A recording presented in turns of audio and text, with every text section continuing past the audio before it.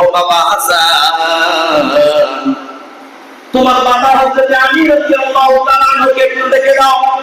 হযরত আলী রাদিয়াল্লাহু তাআলা আনহু স্ত্রীর কাছে যখন গেলেন, তখন ফাতেমা রাদিয়াল্লাহু তাআলা আনহা নবীজির কন্যা, তার স্বামী আলী রাদিয়াল্লাহু তাআলা আনহুকে ডাক দিয়ে বললেন, ও প্রাণের স্বামী আমার, আমি হয়তো কিছুক্ষণের মধ্যে দুনিয়া থেকে বিদায় নিয়ে চলে যাব, কিন্তু দুনিয়া থেকে বিদায় নিয়ে যাওয়ার আগে আপনার কাছে আমার দুইটা আবদার। কয়টা আবদার? দুইটা আবদার। এক নাম্বার আবদার হলো, আমি নবীজির কন্যা ফাতেমা যেই দিন থেকে আপনার ঘরের মধ্যে এসেছি, আপনার স্ত্রী হয়ে, আমি স্ত্রী হয়ে আপনার সেই যেইভাবে সেবা যত্ন করা দরকার, যেইভাবে খেদমত করা দরকার, আমি সেইভাবে আপনার সেবা যত্ন করতে পারি না, খেদমত করতে পারি নাই। নবীর কন্যা বলে স্বামীর, যেইভাবে সেবা যত্ন করা দরকার, যেইভাবে খেদমত করার দরকার, আমি আপনার সেইভাবে খেদমত করতে পারি নাই। ও আলী আমার স্বামী, তোমার কাছে আমার ফরিয়াদ হলো, আমার আবদার হলো, আমার জীবনে চলার পথে তুমি যদি আমার কোন কাজের দ্বারা, কোন কথার দ্বারা যদি কষ্ট পেয়ে থাকো, তাহলে মেহেরবানি করে তুমি আমাকে ক্ষমা করে দাও।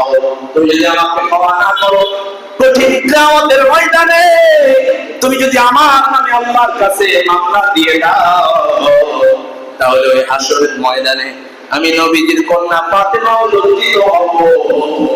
আমার বাবা আখিরি জামানার পয়গম্বর রাহমাতুল্লাহ আলাইহি জনাবে হযরত মুহাম্মদুর রাসূলুল্লাহ সাল্লাল্লাহু আলাইহি ওয়াসাল্লাম, তিনিও ওই হাসরের কঠিন ময়দানে লক্ষ কোটি মানুষের সামনে লজ্জিত হবে।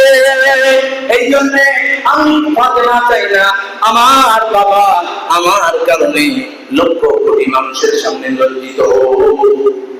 এগুলো যখন বলেছে হযরত আলী রাদিয়াল্লাহু তাআলা আনহু, তিনি নিজেকে আর ধরে রাখতে পারলেন না, তিনি সঙ্গে সঙ্গে স্ত্রীর হাতটা ধরলেন, ফাতেমা রাদিয়াল্লাহু তাআলা আনহার হাতটা ধরে বললেন, ও ফাতেমা রে, আমার প্রিয়তমা স্ত্রী, এইটা তুমি কি বলো? আমি তোমার উপযুক্ত ছিলাম না, আমি আলী তোমার উপযুক্ত ছিলাম না। তোমার বাবা রাহমাতুল্লিল আলামিন বড় দয়া করে মায়া করে তোমাকে আমার কাছে বিবাহ দিয়েছে, আমার হাতে উঠায় দিয়েছে। আমি আলী, তুমি যেদিন থেকে আমার ঘরে এসেছো, আমি তোমাকে ঠিক মতো পেট ভরে খানা খাওয়াইতে পারি নাই, আমি তোমাকে ভালো কোনো পোশাক পরাইতে পারি নাই, আমি তোমাকে দামি বিছানার মধ্যে ঘুম পাড়াইতে পারি নাই।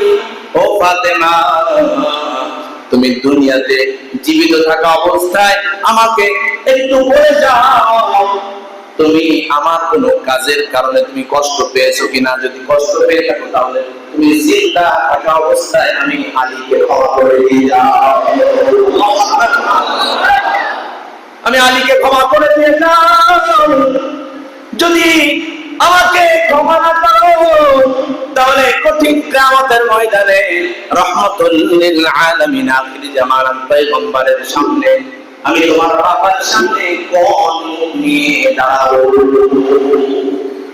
আমি তোমার বাবার সামনে এই চেহারা নিয়ে দাঁড়াতে পারবো না। দয়া করে মায়া করে তুমি আমাকে ক্ষমা করে দিয়ে যাও। কেমন স্বামী আর কেমন স্ত্রী দেখেন, স্বামী স্ত্রীর কাছে ক্ষমা চায়, স্ত্রীও স্বামীর কাছে ক্ষমা চায়। অথচ হযরত ফাতেমা রাদিয়াল্লাহু তাআলা আনহা, তিনি ছিলেন জান্নাতি রমণীর সর্দার থেকে আমরা, অথচ আমাদের সমাজে অসংখ্য অগণিত স্বামী স্ত্রীর মধ্যে ঝগড়া তো 24 ঘন্টায় লেগে থাকে। বর্তমান ঠিক না? 24 ঘন্টা ঘরের মধ্যে অশান্তি শুধু লেগেই থাকে।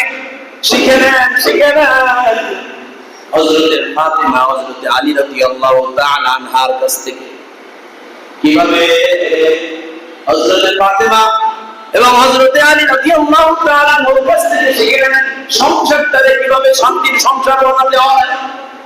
স্বামী স্ত্রীর হাত ধরে ক্ষমা চায়, স্ত্রীও স্বামীর হাত ধরে ক্ষমা চায়।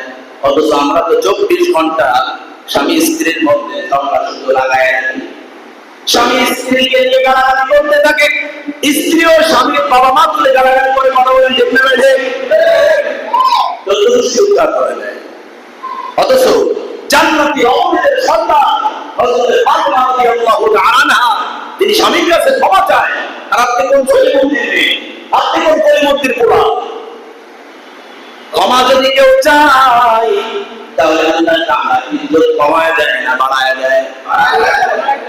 যদি কেউ ছোট হয় মানুষের কাছে তাহলে আল্লাহ তাআলা তার ইজ্জত বাড়ায় দিবেন না কমায় দিবেন? অবশ্যই বাড়ায় দিবেন। মান তাওয়াদা লিল্লাহ রাফাআহুল্লাহ, যে ব্যক্তি নিজের তাওয়াজু অবলম্বন করে বিনয় অর্জন করে, বিনয়িতার গুণ যে ব্যক্তি অর্জন করে, যে ব্যক্তি বিনয় হয়, তাকাব্বুরি দেখায় না, অহংকারী দেখায় না, নিজেকে ছোট মনে করে, অপরকে বড় মনে করে, আল্লাহ তাআলা ওই ব্যক্তিকে গোটা বিশ্ববাসীর কাছে বড় বানায় দেন। সুবহানাল্লাহ।